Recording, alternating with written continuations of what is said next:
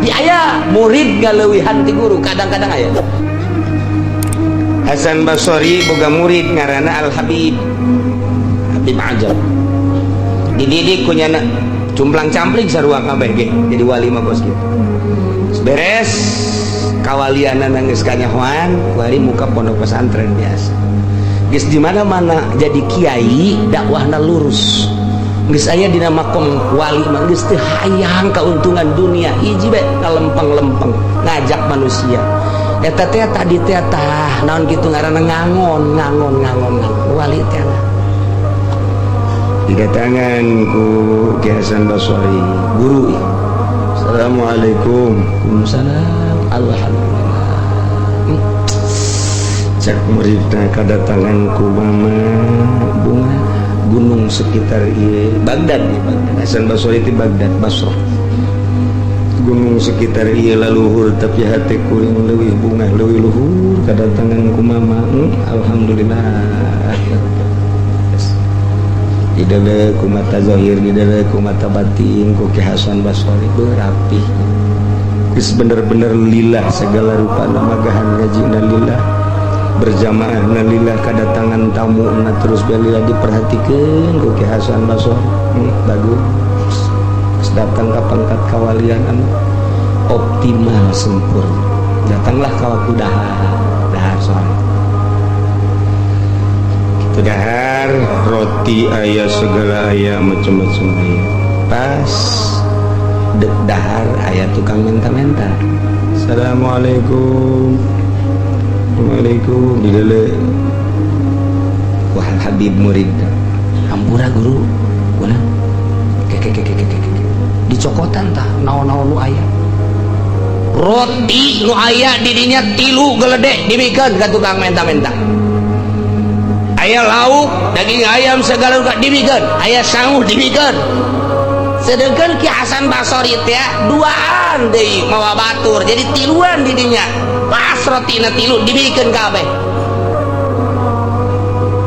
cara rizing di harapan meja kosong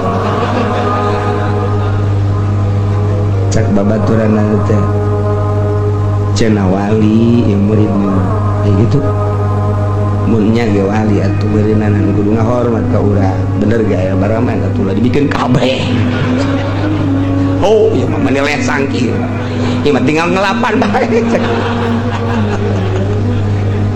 jadi Hasan Basri nama cicing bae cek babaturan nu saurang ngajak saurang deui kiai ieu tadi urang geus gahayal dahar tisu geus dahar pas deuk dahar kudu dibikeun kabeh.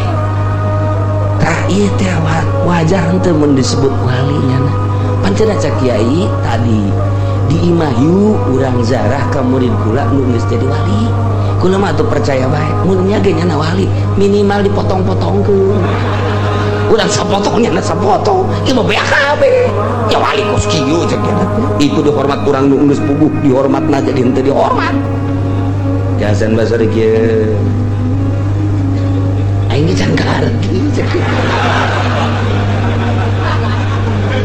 Ki Hasan Basri teh wali gede aing ge can ngarti cek kitu tapi kok aing milih nya teh wali geus pokona teu misleud bae teh murid aing teh geus jagat jadi wali cek tapi emang ge ieu kos kieu nyaho cek sama teh kapan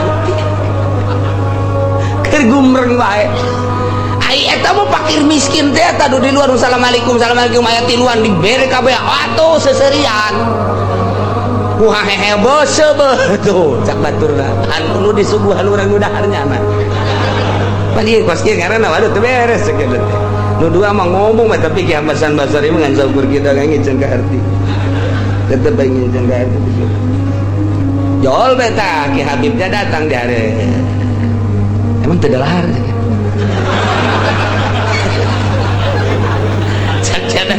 dahar naon kayu di dahar ngenteu ngaromong di hatena masing-masing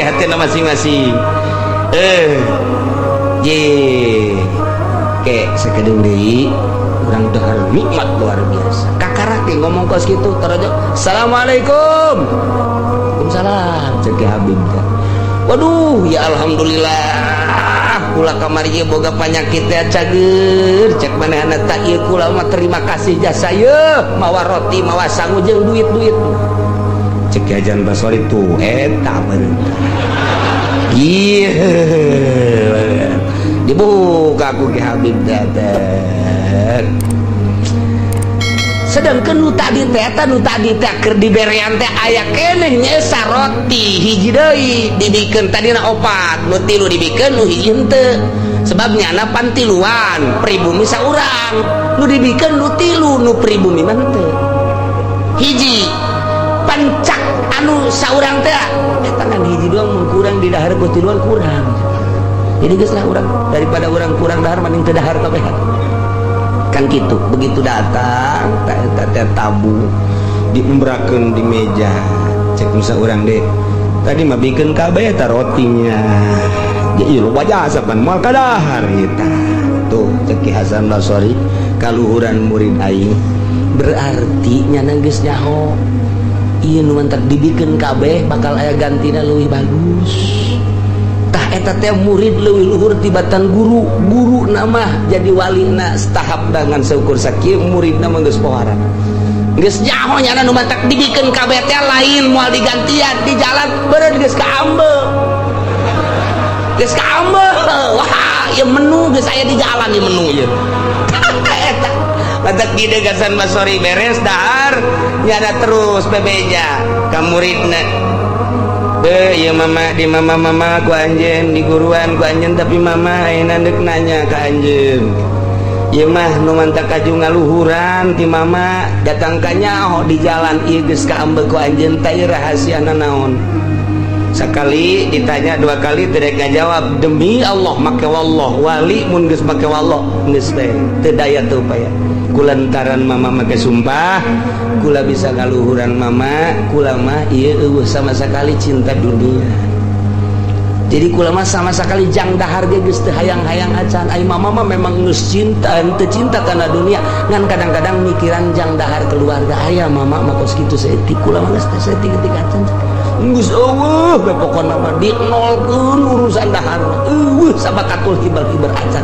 ti dijana jadi kuari kula ngaluhuran mama tah jadi dunia ngahalangan karena pangkat urang satungtung urang ngejar dunia satungtung urang cinta dunia kajenting elmuna saadag-adag moal diangkat di hiji makom di hiji hal diangkat jadi wali moal jelema diangkat jadi wali teh geus tersep kana dunia satungtung resep kana dunia nah ieu moal diangkat jadi wali ieu keur kabladina makin cinta kana dunia makin jauh jeung Gusti Allah cinta jasa kana dunia jauh jasa jeung Gusti Allah datang ke resep jasa teh nyaho nu halal nu haram ya ieu bagus jauh na deui datang ka ku gara-gara cinta dunia pangeranana ge nu asli Allah nu nyiptakeun langit bumi katut geusina nu ngahirupan jana anu nyaetkeun jana endahan teu disembah nyembah ka patung nyembah ka batu naudzubillah min zalik ieu lahum syarabum min hamimin wa adzabun alim bima kanu yakfurun sebab kufur di alam dunia nah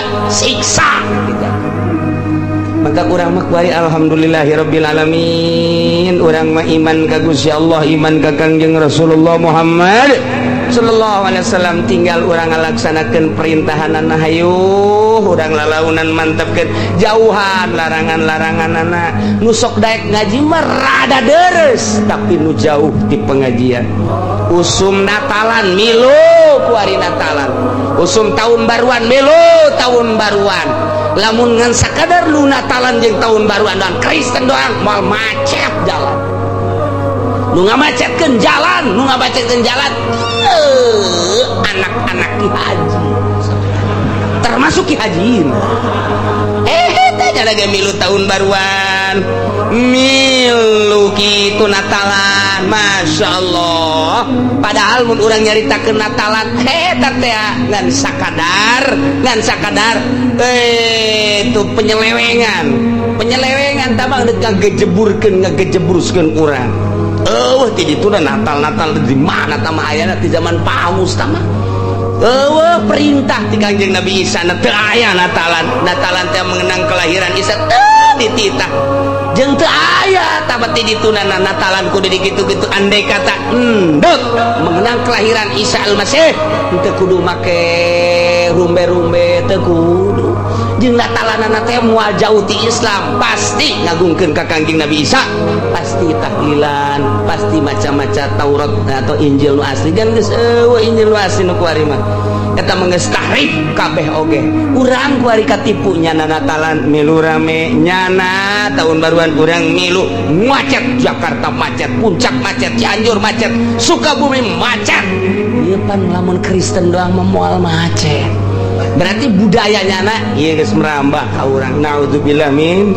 zalik wa min zalik nah ieu lah kudu dipikirkeun ku urang nu geus bebeja ka kula kuari geus bebeja ka kula ieu anu leungit pamajikanana nu geus 3 poe nu leungit anakna nu saminggu anu geus leungit pamajikanana ieu mah nu leungit anak mah geus loba jasa tamat nu leungit pamajikanana ieu sekitar urang sekitar Balaraja sekitar Cigaraksa Cikupa Pasar Kemis Kemeta kecamatan-kecamatan Tangerang Barat lah ieu nu geus leungit pamajikanana beneran lain lalagaan endek ka mana ieu teh pasti untuk tahun baruan geus dibokingnya meureun ku Korea ku bule. Ya Allah, aku lagi milu prihatin. Ditanya aku lah salaktina, anu boga anak sabaraha, anu boga anak 2, anu boga anak 3, anu geus boga anak, anu geus lila cenah berumah tangga nangan teu boga anak. Laleungit coba ieu. Kayak gerage beres tahun baru uncul deui. Periksa coba papalang kanan aku. Coba ngagedean kan teu coba ieu. Masyaallah. Baheula ba urang ngadenge tahun baru ngadenge Natalan teh di kota kuari maka urang ieu kakara kos kikieu kok tahun berikutna sesuai jeung Kangjeng Nabi mamin zamani illa badu sarrun beki goreng beki cilaka urang mah kuari geus karolot masih kene bisa menikmati ayat-ayat wallahu alam ka hareupna zaman anak jeung incu urang masyaallah geus hararese lain lalagaan ieu mah zaman urang baheula keur leutik TV ngan saukur make aki eueuh aki geus hese teu bisa nonton TV kabelah dieuna geus make eta naon gara colokan kuari mah TV di bawah geus make 3G geus make BlackBerry kuari geus aya sistem anyar deui wah geus sagala rupa canggih kuari mah geus kadugalan kagorengan dibawa terus setiap saat ke kamar mandi di jalan di mobil dan lain sebagainya mawapo ka Gusti Allah ieu keur carita zaman urang aya keneh urang isu pageto anak jeung incu urang mun eueuh kiai nu teger engke di kumaha kiai geus balalang kurut kabeh kos kitu kabeh ku Gusti Allah geus dinonaktifkan Gusti Allah jasa rua kiai jeung lain kiai batur geridit nyana leuwih hebat geriditna batur jen proposalna hiji nyana mah 5 berarti cinta dunia na lu ada sanu ngelempeng-lempeng jeung nasehatan anak incu urang coba naudzubillah min zalik wa min zalik sementara eta budaya Kristen budaya Yahudi geus merajalela luar biasa isu pageto pembangunan di dia perumahan luar biasa nu geus teh urang deuleu Sumarekon deuleu BSD deuleu perumahan gitu geus teu menyatu jeung agama api lain imah ieu jeung imah ieu teu wau hirup geus masing-masing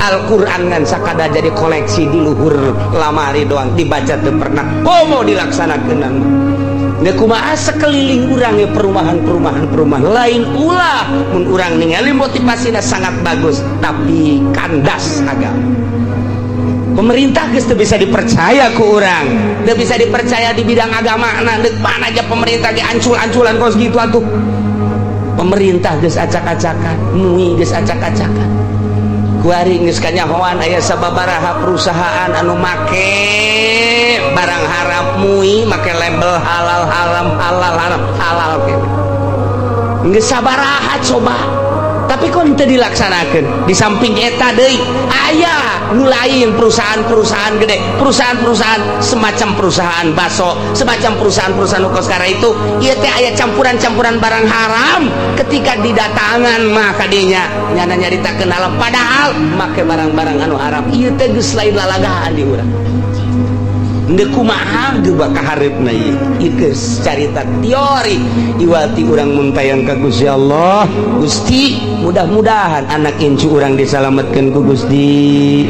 Dibere engke nu mawa petunjukna kiai anu lurus, kiai nu bener-bener nu ningalina Allah Subhanahu wa taala tanpa aya embel-embel nafsu jeung dunia. Amin ya rabbal alamin. Gusti mah maha kawasa. Tapi lamun urang ningali sejarah Kangjeng Nabi istimewa, zaman sahabat sangat istimewa, zaman tabi'in istimewa, setelah tabi'in geus mulai rawa. 500 tahun Hijriah bangkit dari zaman Raden Patah. Tidinya teu kebel kurang di sahabat. Ti harita can pernah bangkit deui datang ka kuari. 1400 can bangkit deui. Kakarak endeu kamari lamun nyawa sejarah kamari tinggal salengkaheun deui. Ketika Saddam Hussein jeung Osama bin Laden berjuang tinggal salengkaheun deui, runtuh Kristen jeung Yahudi. Tetapi Allah encan menghendaki bunuh Saddam, bunuh itu Osama bin Laden, kuari bangkit deui. Encan kamari teh lamun sangat mengamati perjalanan Osama bin Laden jeung Saddam Hussein, dua manusia eta ngejungkel Kristen, ngejungkel Yahudi. Di urang teh kurang lantaran informasi dati ditu teh dikaburkeun teu meunang urang mencintai itu, teu meunang urang teh terus mengikuti, teu meunang lantaran urang bertekuk lutut ke Amerika. Nah kuari geus encan kuari keur bujurna rarame anak kuari teh urang mah teu paham ieu teh perseteruan antara Palestina jeung Israel, teu paham Syria, teu paham Mesir, teu paham. Nu paham teh ngan saukur kikituan mah horeng di jero mah keur main anu dahsyat luar biasa. Mantak geus urang kuari mah ngadoa bae andai kata Gusti eta memperjuangkeun agama kitu bae. Nuhunkeun dipuntayangan ku Gusti, nuhunkeun dibere kakuatan ku Gusti iwal ti kitu. Lamun di jerona lain kenakalan agama mahnya orok di berondong drat naon salahna, mahnya ibu-ibu di berondong drat naon salahna, naon kasalahanana. Di Irak mahnya atuh perangkos itu ded masyarakat kabeh agama lantaran boga sejarah moal kaluar di 10 negara. Sejarah Islam dunia moal kaluar di 10 begitu diamati teh. 1 Syria, nomor kedua Mesir, nomor ketiga Baghdad Irak, nomor keempat Iran, nomor kelima Turki, nomor ke-6 Yordan, nomor ke-7 Yaman, nomor ke-8 itu Palestina, ke-9 Israel, terakhir Mekah jeung Madinah. 10 negara. Jangan coba ge ditafsir-tafsir hanya 10 negara. Urang carita Kangjeng Nabi Adam di ditu, carita Kangjeng Nabi Idris daerah ditu, carita Kangjeng Nabi Nuh di ditu, carita Kangjeng Nabi Ibrahim di ditu. Oh, kacaritakeun sugan aya hiji nabi lahir di Cangkareng aya lain nu kamari. Cangkareng. Emang isin ngadengeun nabi lahir di Cangkareng. Masya Allah. Ai brak ngaranna teh ya Allah, teu pantes jasa. Tugimin inget ke MZ pisan da MZ berangkat Kangjeng Nabi Muhammad mengenang jasa ya Habibi ya Muhammad nikmat cek MZ ya mengenang MZ coba nu eta ya Habibi ya Tugimin aya beta MZ sakitu nama Masya Allah. Nah mal kaluar ti dinya teh sejarah urang menyaritakeun Kangjeng Nabi Ibrahim Syria berarti Syam, urang nyaritakeun Kangjeng Nabi Nuh Turki berarti, urang nyaritakeun Kangjeng Nabi Ayub Baghdad berarti, urang nyaritakeun Kangjeng Nabi kitu Yunus Nenawi Sarwa Baghdad. Kuburan-kuburanana masih aya kene nu mantak kuari lamun urang ka Baghdad moal mah 10 poe zarah aya beberapa nabi. Urang ka Syria aya sababaraha nabi, ka Turki ka ditu ka Yordan. Encan kuburan-kuburan para sahabat. Masya Allah moal kaluar ti negara eta. Nyaritakeun urang berbagai tafsir, nyaritakeun Kangjeng Nabi Nuh eta caah di mana, gunung Judina di mana. Geus araraya kabeh di negara itu kabeh turun. Urang mah kadieu zaman harita mah encan aya Cikupa encan aya Pasir Gadung encan aya lah anyar tama kos kitu. tetapi lamun kurang diamati Indonesia nu anyar tahun 500 kakarak bedah Indonesia zaman Wali Sanga tapi kuari termasuk negara terbesar Islam alhamdulillahirabbil alamin. Ieu pohara Indonesia teh pohara Islam nu moh pangloba-lobaan cuman kuari mun ngukur kualitas Masya Allah ngan tetep bae urang mah tayang jaya baheula pejuangna para wali Allah janyana mah pan teu maot mentek begitu Muhammadiyah ngaharamkeun ziarah bangkit bangsa Indonesia ka orok-orok hayang darah menang saha eta mun lain menang Allah moal bisa wah beh zararah penting mah zarah beh salat gitu timbal pagede-gede oh masalah. Ya Allah ya Rabbi leilah lalakon dakwahna Kangjeng Nabi make metode anu rapih langsung ti Gusti Allah ketika itu teu beres indit kegeus tiis datang deui rapihan manusia sangkan ulah ka neraka gitulah konsep dakwah teh bebener jelema teh tuduhkeun jalan anu lurus ieu menang ieu teu bejakeun ieu wajib ieu sunah bejakeun ieu makruh ieu mubah bejakeun ulah eureun-eureun tanpa aya embel-embel muatan selain daripada dakwah. Mudah-mudahan urang kabehan dibere kuat pemerintah urang mudah-mudahan dibere teger dibere lurus jeung adil para kiai nage mudah-mudahan dibere kararuat ku Gusti Allah sehingga bumi pertiwi Indonesia makmur kuat agamana kuat negara jeung bangsana sehingga urang kabehan aya dina ridho Allah Subhanahu wa taala di barakati Ummul Quran Al-Fatihah. Bismillahirrahmanirrahim. Alhamdulillahirabbil alamin. Arrahmanirrahim. Maliki yaumiddin. Iyyaka na'budu wa iyyaka nasta'in. Ihdinas siratal mustaqim. Siratal ladzina an'amta 'alaihim ghairil maghdubi 'alaihim waladdallin. Allahumma shalli wa sallim ala sayyidina Muhammadin fil awwalin wal akhirin wa barik wa sallim wa radiyallahu ta'ala an sadatina ashabi sayyidina Rasulillah ajma'in. Min ya Allah ya rabbal alamin. Allahumma ihdinas siratal mustaqim. Allahumma ihdinas siratal mustaqim. Allahumma ihdinas siratal mustaqim siratal ladzina an'amta 'alaihim minan nabiyyin wasiddiqin wasyuhada'i wassalihin wa hasuna ulaika rafiqa. Dzalikal fadlu minallahi wa kafa billahi alima. Wa shalli wa sallim ala jamil anbiya'i wal mursalin. Alhamdulillah.